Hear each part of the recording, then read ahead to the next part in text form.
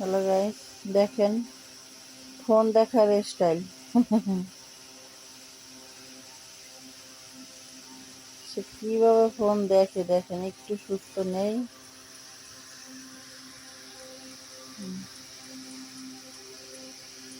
শোয়ার স্টাইল দেখছেন, এতটাই দুষ্টুমি করে যা বলার মতো না।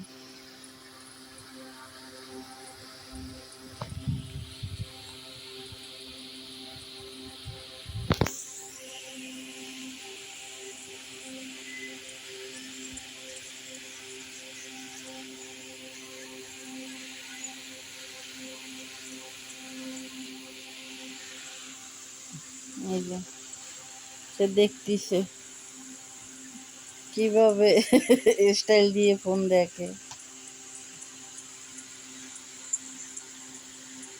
কি কি অবস্থা? পিঁপড়ে কামড় দিছে।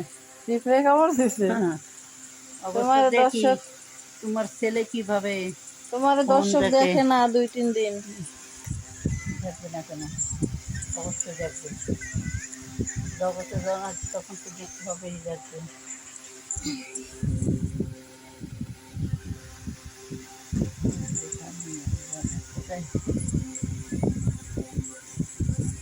অনেক দূর থেকে হেঁটে এসেছি তো, খুব কষ্ট ক্লান্ত হয়ে লাগছে। গেছে, ক্লান্ত কষ্ট লাগছে। হয়ে গেছে। এই ভালো করে তারপরে ফোন আরো দেখ। বেশি কষ্ট তোমার ছেলের মোবাইল দেখে। হ্যাঁ, তোমার জানো ছেলে কিভাবে শুয়ে ফোন দেখতেছে।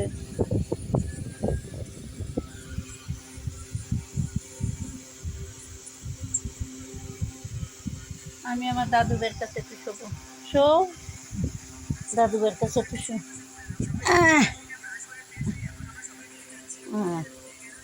দাদু ভাই, তুমি মোবাইল দেখো? তো লেখাপড়ি করবো কোন সময়? পড়বা না? পড়িছো? মাশাআল্লাহ। আমাকে একটু দিবে? মোবাইল দেখবো, দেখি কি দেখো তোমরা। এখানে মোবাইল আছে?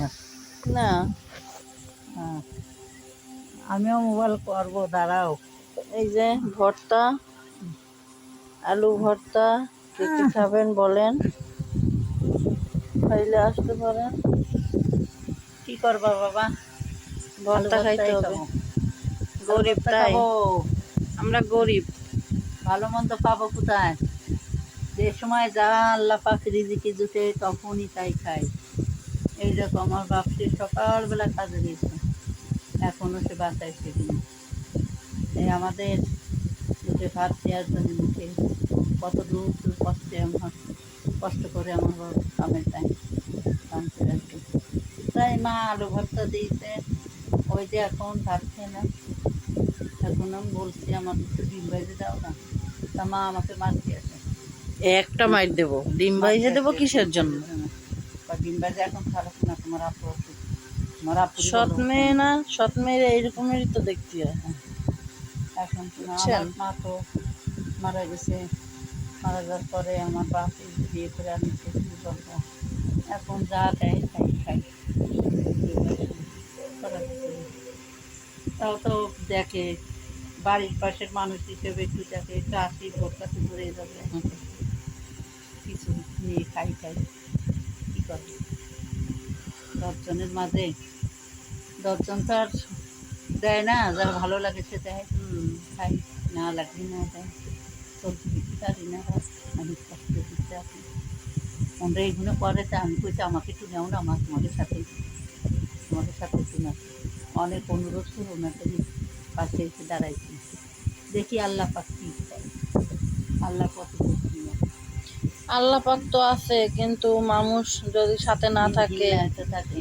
আপনারা যদি দর্শকরা সাথে না থাকেন তাহলে তো হবে না। দর্শকের কাছে আমার অনুরোধ, দয়া করে আমার থেকে একটু একটু আমাকে সাপোর্ট করবেন।